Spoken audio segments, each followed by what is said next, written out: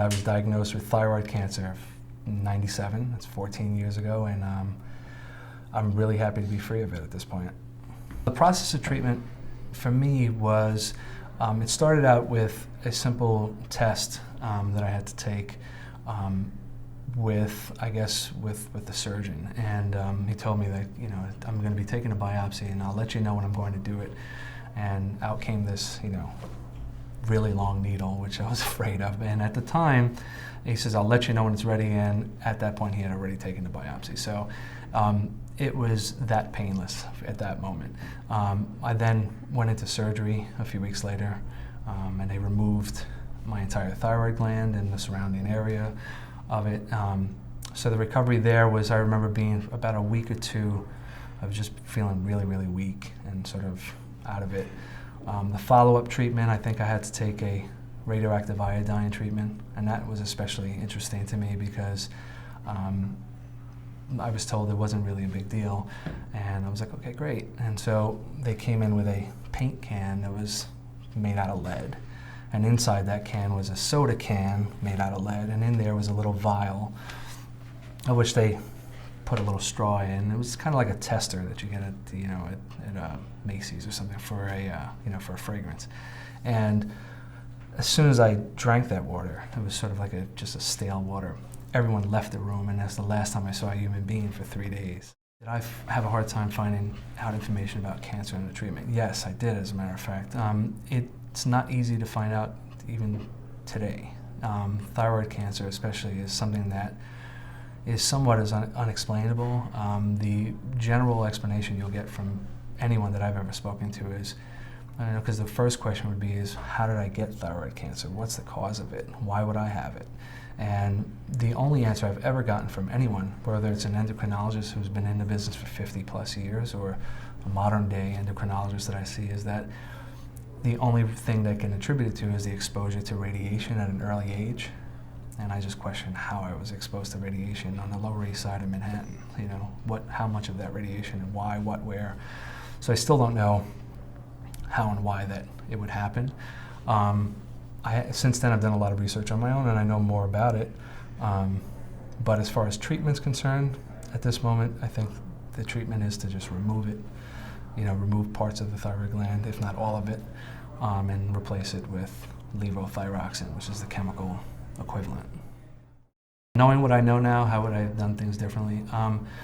Well, I think I would have taken it a little more seriously when I was diagnosed.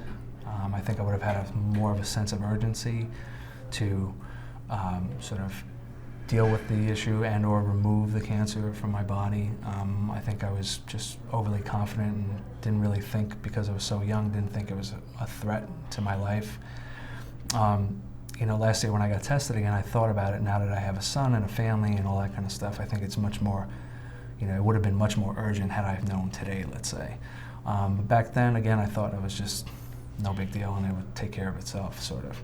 So I think to sum it up, I think I would have just taken it a lot more seriously and just acted quickly. Finding out about the cancer was really a unique situation. Again, my dad had died of lung cancer, you know, 5 or 6 years prior, and at that moment I made a decision that I would always get checked once a year. I'd go through a physical and find out, because I never wanted to be that far into it and find out where I was at stage 3 or 4 or something like that. So I went, you know, every year I set up an appointment and I went to my physical, and the doctor at the time was very sort of distracted and, you know, typically pulled in every direction, and I started to get a bit annoyed, and I finally said to him, I said, look, if you want me to come another day, I will, but if not, let's just take care of this and let's do it.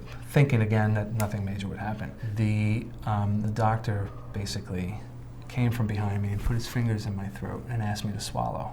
I wasn't tired, I hadn't any of those things, and I just thought at that moment, had I not found out at that very moment, I could have gone 5 or 6 years without knowing it, possibly. So I thought it was really, to me, that was the most important moment about this entire experience, is that someone actually did the test that no one really does, found it, got it at an early stage, and here I am today. What's important about finding out that you have cancer? I think the first thing to do is sort of take a moment and regroup and sort of not panic at the moment, because at this point there's not much you can physically do except get yourself ready for the experience. I think it's important to reach out to people who possibly have had this already and sort of get their perspective, so to help you from an emotional standpoint and get you mentally ready for it. I think you should do your research. I personally would start medically and then go outward from there. And you have to make your own decisions that are best for you and your own sort of family life. How far you go and what you take as far as, again, from a medical opinion or from anyone else's opinions. I think it's important. Everyone's different, and I think your situation's different. I think you need to be strong. You need to be confident that you can beat this, that you can take it to the next level, which is your health, and you being in a situation where you're cancer-free. I think those are the most important things as far as I'm concerned. I think you just need to be more diligent about it. I think you just need to sort of take it into your own hands and ask for tests, or, you know, if you have a general practitioner, you just leave it up to them.